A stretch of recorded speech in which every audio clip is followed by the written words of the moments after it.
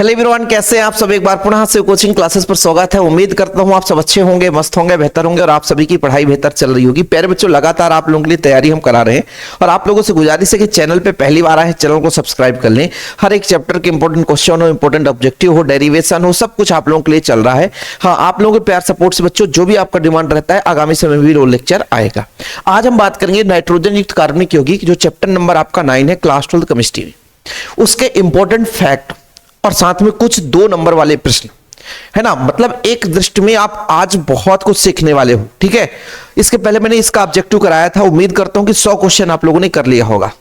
देखो भाई, जितना आप लोग हमारे साथ जुड़े रहेंगे, जितना लेक्चर देखेंगे, उतना आपका परसेंटेज बनेगा, उतना अच्छा रिजल्ट बनेगा। ये मेरा आपसे वादा है।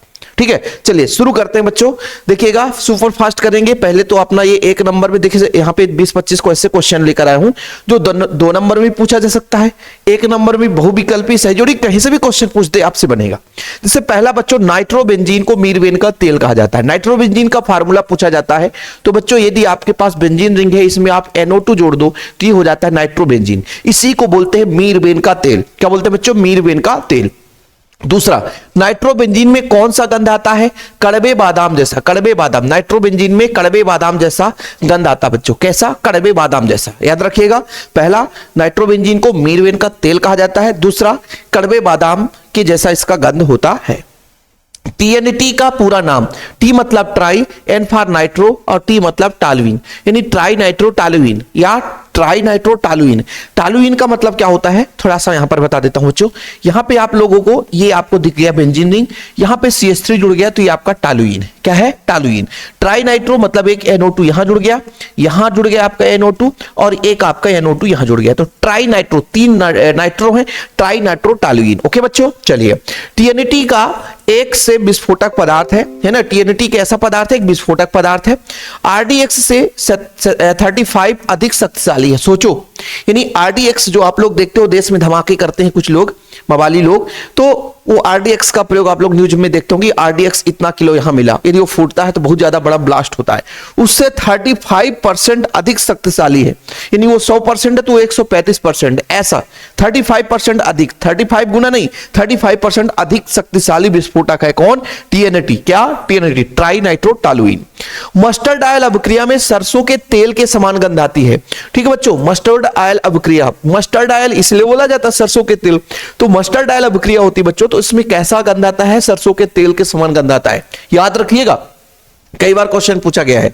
इस अभिक्रिया में जो उत्पाद बनता है एल्किल आइसोसाइनाइड। आइसोसाइनाइड देखो, साइनाइड CN होता है और आइसोसाइनाइड होता है बच्चों NC होता है। क्या होता है? NC। क्या? NC, isocyanide, alkyl isocyanide. Alkyl isocyanide बनता है। क्या? मस्टर्ड ऑयल अभिक्रिया होती है तो सरसों के तेल जैसा गंध आता है और अभिक्रिया बच्चों आपका क्या बनता है? Alkyl isothiocyanate. अच्छा, आइसोथायोसाइनेट बनता है, आइसोसाइनेट नहीं, ये गलत है भाई, ये आइसोसाइनेट है। ठीक है, थायोसाइनेट बनता है, इसलिए इसको आप मत याद रखिएगा। चलिए, एथिल एमीन अमोनिया से अधिक क्षारी होता है। देखो बच्चों, मैं आपको रीजन बता देता हूं, कई बार क्वेश्चन ऐसे ही पूछा जाता है, एथिल एमीन अमोनिया से अधिक क्षारी क्यों होता है? देखो, एथिल मतलब CH3, एमीन मतलब NH2, ये आपका हो गया, अमोनिया आपका बच्चों NH3। देखो, यहां पर इलेक्ट्रॉन युग्म है, लेकिन यहां पर जो एल्किल समूह होता है +I दाता होता है। +I का मतलब नाइट्रोजन के पास इलेक्ट्रॉन के घनत्व को बढ़ाने का काम करता है।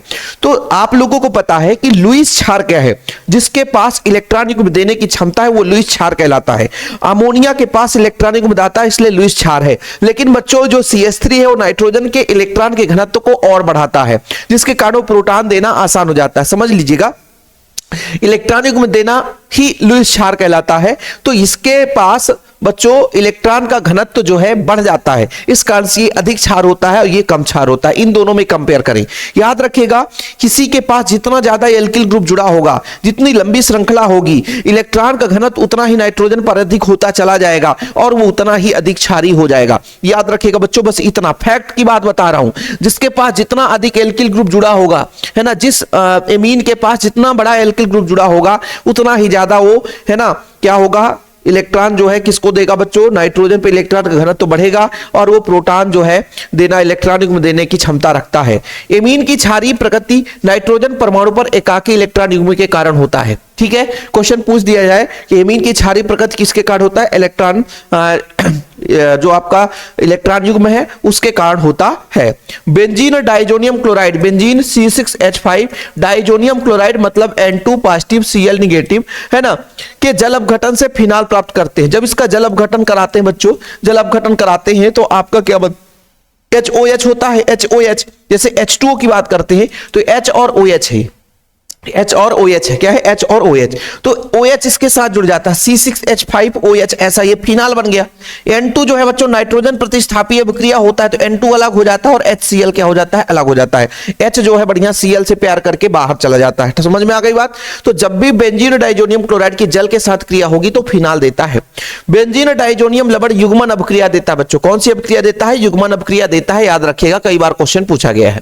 तृतीयक एमीन में अल्फा हाइड्रोजन नहीं होते अतः ये एसिटिलीकरण नहीं होता। देखो बच्चों तृतीयक एमीन क्या होता है, ये आपका हो गया CH3, ये तृतीयक एमीन हो गया, क्या, तृतीयक एमीन हो गया, तृतीयक एमीन। इसके पास हाइड्रोजन नहीं है, नाइट्रोजन के पास हाइड्रोजन नहीं है, सक्रिय हाइड्रोजन सक्रिय अल्फा परमाणु नहीं होते, इसका एसिटिलीकरण नहीं होता है। मतलब कुल मिलाकर नाइट्रोजन परमाणु नहीं होते सबसे ज्यादा। द्वितीयक एमीन की पहचान लीबरमैन नाइट्रोसो अभिक्रिया से किया जाता है, याद रखिएगा। द्वितीयक एमीन की पहचान किससे की जाती है, लीबरमैन नाइट्रोसो अभिक्रिया से। एनिलीन, एलिलीन का सूत्र क्या होता है सर, बेंजीन रिंग है, जैसे टालुइन में CH3 होता है, यहां पर आप NH2 जोड़ दो तो ये एनिलीन है। क्या है, एनिलीन। क्या है, एनिलीन को खुले में छोड़ देते हैं तो काला भूरा रंग हो जाता है।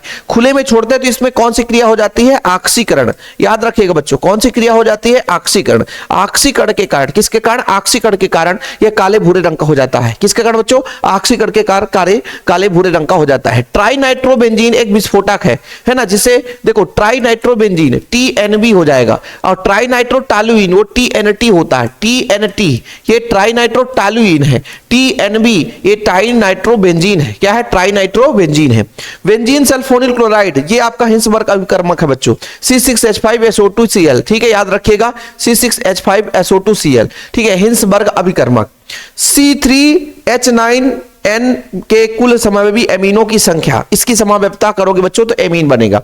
जैसे मान लीजिए आपका CH3 कर दो, N कर दो, CH3 कर दो और ये CH3 कर दो, एक ही एमीन हो गया। सही है कि नहीं, ठीक है। फिर बच्चों एक ऐसा भी कर सकते हो, CH3 आपका NH कर दो, C2H5 कर दो, ये हो गया। तो इसमें टोटल कितने समय भी 3 होते हैं, तो ये 2 हो गए। एक और कैसा हो सकता है, एक और आप बना सकते हो, ठीक है। तो टोटल इसकी 3 संख्या होती है, समयावधि की संख्या 3 कैसे हो गई भैया, 2 होती है। इसकी तो 2 ही बनेगी, इसकी 2 ही बनेगी, इसकी 2 ही बनेगी, हाँ इसकी 2 ही बनेगी। क्यों 2 बनेगी भाई, ये देखो 2 ही बनेगी। लेकिन जब C4H11 है इसकी 3 बन जाएगी। इसको आप लोग ट्राई करके देखना कैसे बन जाएगी 3। जैसे मैंने कहा CH3 हो गया, CH3 हो गया, फिर C2H5 हो गया, ऐसा आप जोड़ दो, N हो गया, ठीक है। ऐसा भी हो सकता है, ठीक है। द्वितीयक के लिए करोगे तो C2H5 कर दो, फिर यहां पर आप N कर दो, इस तरीके से भी कर सकते हो। एक 11 है ना, द्वितीयक हो गया, ये द्वितीयक हो गया। और प्राथमिक भी कर सकते हो। प्राथमिक कैसा, C4H9 और फिर NH2, ऐसा भी कर सकते हो। तो ये आपका प्राथमिक द्वितीयक तीनों दर्शाएगा, इसलिए तृतीयक 3 हो जाता है बच्चों। ठीक, चलिए अगला, एमीनो की क्षारकता का क्रम ध्यान रखना बच्चों। जितना ज्यादा एल्किल ग्रुप एमीन के पास जाएगा, प्रोटॉन देने की क्षमता उतना ही ज्यादा हो जाएगा। लुईस क्षार, भाई इलेक्ट्रॉन युग्म देने की क्षमता लुईस क्षार कहलाती है। तो ध्यान रखिएगा, जैसे बात करते हैं बच्चों तृतीयक एमीन। तृतीयक एमीन में क्या है, 3 एल्किल ग्रुप है। कितने एल्किल ग्रुप, 3 एल्किल ग्रुप, और तीनों नाइट्रोजन के इलेक्ट्रॉन घनत्व बढ़ाते हैं, इसलिए सबसे ज्यादा क्षारकता इसकी होगी। फिर उससे कम क्षारकता प्राथमिक एमीन। फिर ये कहां पे आ गया भाई, ये एक, वैसे आप लोगों को बता देता हूं, 2 कंडीशन है, 2 कंडीशन होता है। एक त्रिविम संरचना के कारण तृतीयक एमीन की कम हो जाती है। त्रिविम संरचना के कारण, त्रिविम संरचना का मतलब ये होता है कि इससे मान लीजिए 3 एल्किल ग्रुप जुड़ गया, ठीक है। अब 3 एल्किल ग्रुप, यहां नाइट्रोजन है तो ये इसके चारों ओर घेर लेता है। त्रिविम संरचना चारों ओर घेर लेता है, जिस कारण से यहां पर कोई अटैक भी करना चाहता है तो यहां पे न पहुंच पाता, इसलिए इसकी क्षारकता कम हो जाती है। समझ रहे हो ना, ये चीज है। तो त्रिविम संरचना के कारण बच्चों तृतीय के मीन यहां होना चाहिए, लेकिन यहां रख दिए। त्रिविम संरचना के कारण ये आपका पहले द्वितीय के मीन प्रबल क्षार, उससे कम प्राथमिक के मीन, उससे कम अमोनिया, उससे कम एनिलीन। ठीक है, अब ये तृतीय के मीन प्राथमिक से क्यों कम कर दिया गया? क्योंकि त्रिविम संरचना के कारण बच्चों त्रिविम संरचना नाइट्रोजन के चारों ओर घेर लेता है। ठीक है, बाकी यदि मान लीजिए दो कंडीशन के आधार पर हम बता सकते हैं, यदि मान लीजिए त्रिविम संरचना के आधार पर ना समझाएं तो तृतीय के मीन की सबसे ज्यादा क्षारकता होगी, उससे कम द्वितीय के मीन, फिर उससे कम प्राथमिक के मीन, उससे कम अमोनिया, फिर उससे कम एनिलीन। एनिलीन में क्या होता है? एनिलीन के सबसे कम होने के पीछे रीजन क्या है? एनिलीन के सबसे कम होने के पीछे रीजन ये है कि जो बच्चों ये आपका नाइट्रोजन का इलेक्ट्रॉन है वो बेंजीन रिंग की ओर अंदर चला जाता है, जबकि यहां पर जो प्राथमिक द्वितीय तृतीय के मीन है ये नाइट्रोजन के इलेक्ट्रॉन के घनत्व को बढ़ाते हैं। नाइट्रोजन के इलेक्ट्रॉन के घनत्व को बढ़ाते हैं तो क्षारकता का मान बढ़ता है, सिंपल सा और कुछ भी नहीं। ठीक, चलिए गैब्रियल थैलेमाइड अभिक्रिया में थैलिक अम्ल प्राप्त होता है। याद रखिएगा गैब्रियल जो थैलेमाइड अभिक्रिया होती है उसमें क्या मिलता है बच्चों? थैलिक अम्ल मिलता है। क्या मिलता है? थैलिक अम्ल। याद रखना है ये सारी चीजें। भोपाल गैस दुर्घटना में रिसने वाली गैस मेथिल आइसोसाइनेट था बच्चों। क्या? Methyl isocyanate. ये आप लोग देख सकते हो। यदि आप लोगों को ऐसा मिल जाए CH3NC तो आप लोग परेशान ना होना, ऐसा भी मिल सकता है। ठीक है, और बच्चों CH3NC डबल बॉन्ड ऐसा मिल जाए तो ये भी हो जाएगा। ठीक है, दोनों चीज आप लोगों को याद रखना है। अगला, TNT एवं अमोनिया नाइट्रेट का मिश्रण विस्फोटक होता है। एमेटाल जिसे बोलते हैं, क्या बोलते हैं? TNT और अमोनिया नाइट्रेट का, अमोनियम नाइट्रेट का मिश्रण एमेटाल कहलाता है। याद रखिएगा एमेटाल। विभिन्न एमीनों के विभेद हिंसबर्ग पर अभिकर्मक के द्वारा किया जाता है। किसके? एमीनों का मतलब एमीन की पहचान करनी है तो किसके द्वारा हम अलग करेंगे उसको? हिंसबर्ग के द्वारा। एरोमेटिक एमीन जैसे एनिलीन अमोनिया से कम क्षारीय होता है। कम क्षारीय होने के पीछे रीजन क्या है? मैंने बोला एरोमेटिक जो भी एमीन होगा बच्चों यहाँ पे नाइट्रोजन होता है। नाइट्रोजन जो है इलेक्ट्रॉन अपना इलेक्ट्रॉन यहाँ पर ट्रांसफर कर देता है, इसलिए यहाँ पर निगेटिव चार्ज, यहाँ पे निगेटिव चार्ज, यहाँ पर तो इलेक्ट्रॉन अंदर की ओर चला जाता है, तो नाइट्रोजन का इलेक्ट्रॉन घनत्व तो कम हो जाता है और इलेक्ट्रॉन घनत्व तो कम होने के कारण क्षारकता का मान कम होता है। ये सबसे बड़ी फैक्ट की बात है। आप लोग लुईस क्षार के अनुसार अमोनिया की सबसे बड़ी क्षारकता का कारण बच्चों इलेक्ट्रॉन युग्म। क्या बच्चों? इलेक्ट्रॉन युग्म। मजा आ रहा है कि नहीं आ रहा? बताओ भाई, चौचक आ रहा है भाई? आप लोग थोड़ा सा थम्स अप कर दो, शेयर कर दो। चलिए, एनिलीन ब्लैक जो होता है इसका उपयोग काला रंग बनाने में किया जाता है। ठीक है, याद रखना। एनिलीन अम्लीय पोटेशियम परमैंगनेट से ऑक्सीकृत होकर काले रंग का विस्फोटक पदार्थ बनाता है जिसे एनिलीन ब्लैक कहते हैं। एनिलीन ब्लैक ये विस्फोटक भी है भाई। ठीक है, क्या है? विस्फोटक भी है, खतरनाक भी है। ऐसे नहीं कि आप लोग कहीं पा जाओ तो इसको यूज करने लग जाओ। एनिलीन जल में अविलेय होता है किंतु HCl में विलेय होता है। क्यों? देखो भाई, एनिलीन जल में अविलेय होता है। एनिलीन जल में अविलेय होता है, जो भी कोई होगा जल में अविलेय है क्योंकि जल के साथ ये प्रॉपर हाइड्रोजन बंध नहीं बना पाता।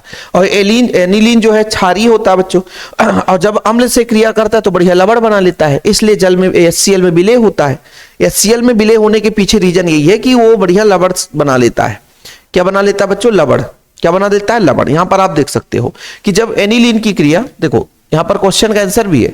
एनिलीन की प्रकृति कैसी होती है? क्षारीय होती है। बिल्कुल सही है सर। यह प्रबल अम्ल जैसे HCl से क्रिया करके लवण बना लेता है। देखो HCl से क्रिया कर लिया, लवण बन गया। ठीक है सर, HCl से क्रिया कर लिया, लवण बन गया। लेकिन जल के साथ बच्चों कोई लवण नहीं बनाता और जल के साथ हाइड्रोजन बंध भी नहीं बनाता, जिसके कारण ये HCl में मिल जाता है और जल में नहीं मिलता। HCl में मिल जाता है और जल में नहीं मिलता है।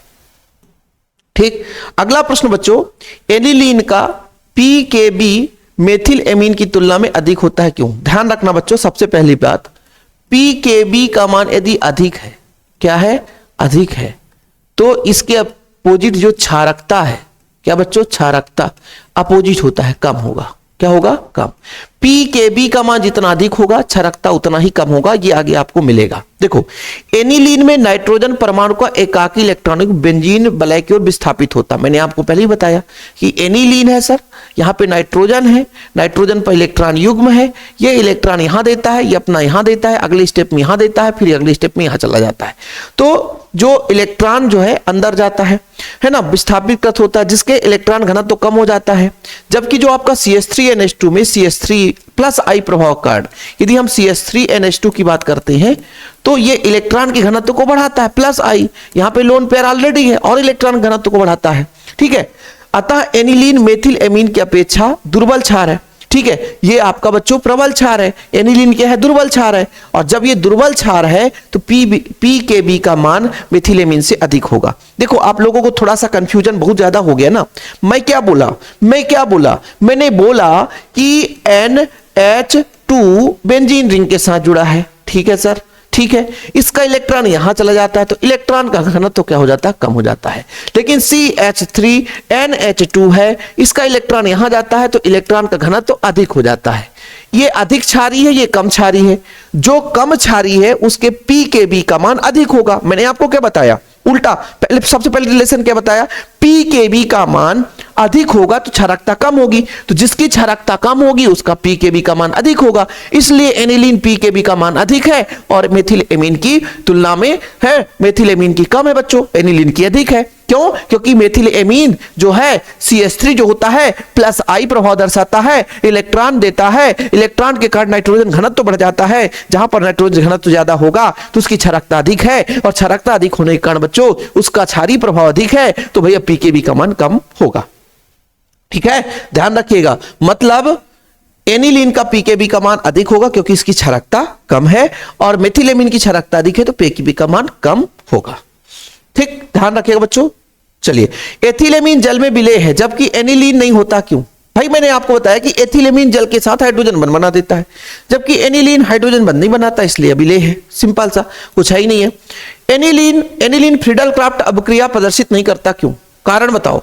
ठीक है, एनिलीन लुईस क्षारक है, ये बिल्कुल सही है, लुईस क्षारक है, इलेक्ट्रॉन में जो देता है वही लुईस क्षारक होता है। AlCl3 से क्रिया करके लवण बनाता है, क्या बनाता है? लवण बनाता है।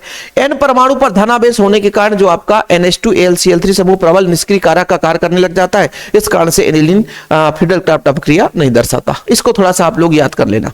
प्राथमिक एमीन के संश्लेषण में गैब्रियल थैलेमाइड को प्राथमिकता दी जाती है, क्यों?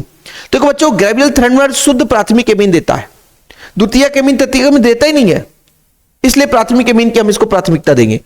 गैब्रियल थैलेमाइड में अभिक्रिया में प्राथमिक द्वितीयक मतलब सिर्फ प्राथमिक एमीन प्राप्त होता है, द्वितीयक तृतीयक प्राप्त होता ही नहीं है, तो हम उसको भाई प्राथमिकता क्यों देंगे?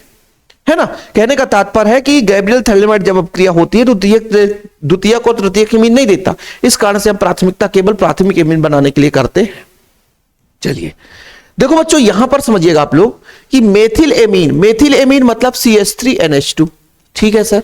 फेरिक क्लोराइड FeCl3 के साथ जल में अभिक्रिया करने पर जल योजित फेरिक ऑक्साइड में अपक्षेप देता है, क्यों? देखो बच्चों, एरोमेटिक एमीन के डायजोनियम लवण एलिफेटिक एमीन की तुलना में अधिक स्थायी होता है, इस कारण से धनात्मक आवेश का बेंजीन चक्र का मिश्रण करता है। अरे भाई ये आंसर ही नहीं है, इस क्वेश्चन को छोड़ भाई, इस क्वेश्चन को छोड़ दो। ठीक, चलिए इसमें आप लोगों को मैं होमवर्क देता हूं, जिसकी क्षारकता का क्रम आप लोगों को देखना है। क्षारकता का क्रम कैसे निर्धारण करोगे? इलेक्ट्रॉन का घनत्व तो जहां ज्यादा होगा। जैसे ये वाला आपका गलत है, यहां पे टाइपिंग मिसप्रिंट है। टाइपिंग कैसे मिसप्रिंट है कि भाई क्या बोला है? घटते क्रम में दर्शाना है, घटते क्रम में। तो घटते क्रम में सबसे कम किसका होगा? सबसे कम किसका होगा?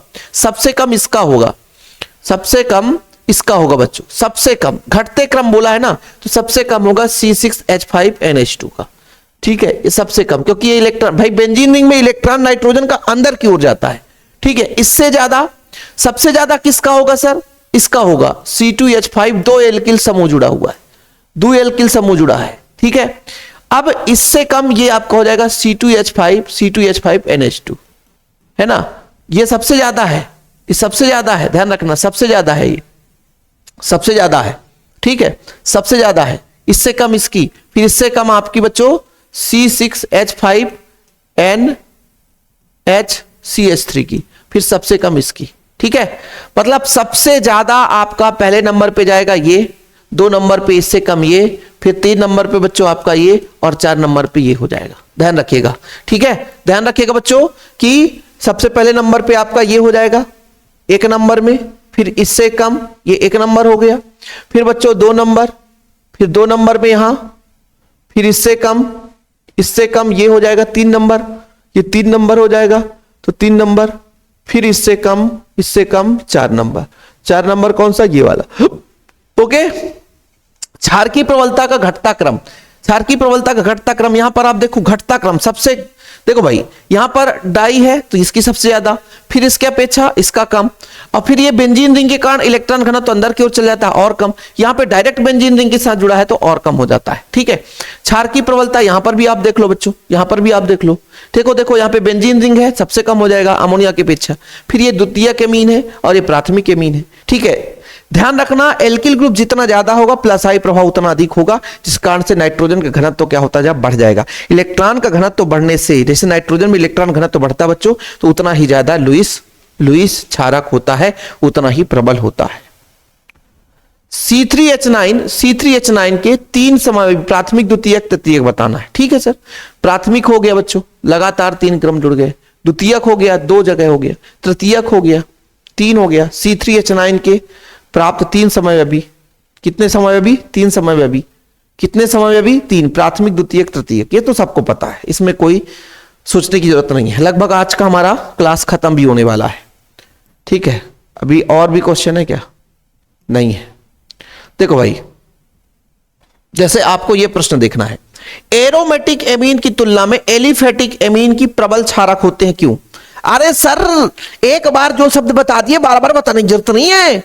एलिफेटिक एमीन में प्लस आई प्रभाव होता है, नाइट्रोजन का इलेक्ट्रॉन घनत्व बढ़ता है, इलेक्ट्रॉन युग्म देने की क्षारकता कहते हैं, तो लुईस क्षार के आधार पर वो प्रबल क्षार हो जाता है।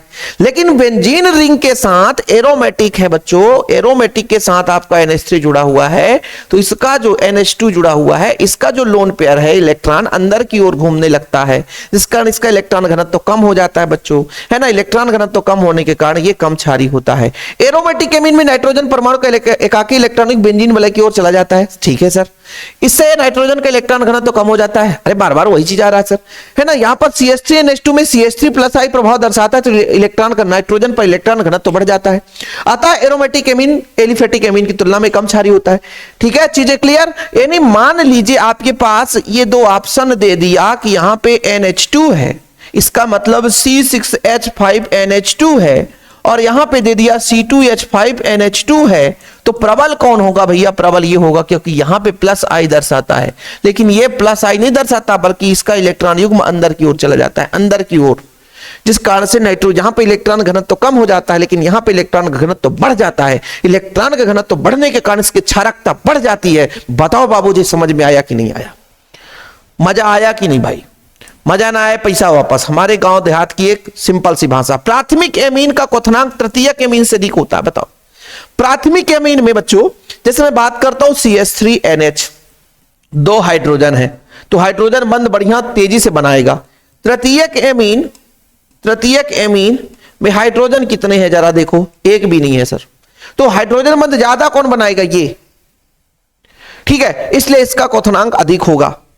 हाइड्रोजन की संख्या ज्यादा है तो ही ना हाइड्रोजन बंध बनाएगा, ऐसे थोड़ी ना सोच रहा कैसे कुछ भी बना ले।